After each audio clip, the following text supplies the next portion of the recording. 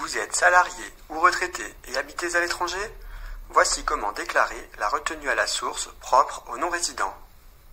Les salariés et les retraités résidant à l'étranger et percevant des revenus imposables en France sont en principe soumis à la retenue à la source des non-résidents sous réserve des conventions fiscales internationales. Cette retenue est distincte de la retenue à la source du prélèvement à la source. Après avoir déclaré aux étapes 1 et 2 de la déclaration en ligne les éléments relatifs à la situation de votre foyer fiscal, vous arrivez à l'étape 3, revenus et charges. Sélectionnez la nature des revenus que vous avez perçus. En bas de cette page, cochez les cases retenue à la source des non-résidents et déclaration de retenue à la source numéro 2041E.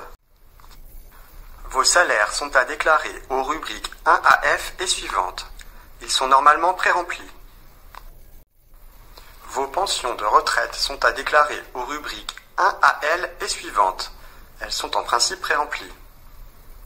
Si votre pension de retraite de source française n'est pas imposable en France en application d'une convention fiscale internationale, supprimez le montant pré-rempli en case 1 à L et suivantes et décochez la case déclaration de retenue à la source numéro 2041E à l'étape 3.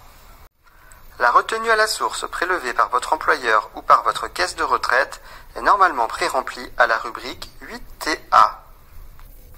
Dans tous les cas, et même si aucune retenue à la source n'a été prélevée, vous devez remplir l'annexe numéro 2041E pour permettre le correct calcul de votre impôt. La retenue à la source des non-résidents est calculée au niveau de chaque personne qui y est soumise, et non par foyer fiscal. Sélectionnez parmi les membres de votre foyer fiscal les personnes soumises à la retenue à la source des non-résidents. Précisez si vos revenus ont été perçus sur l'année entière ou non et la zone géographique où vous résidez. Remplissez les colonnes relatives aux employeurs ou caisses de retraite, à la nature des revenus soumis à la retenue à la source, au montant des revenus imposables et à la retenue à la source prélevée.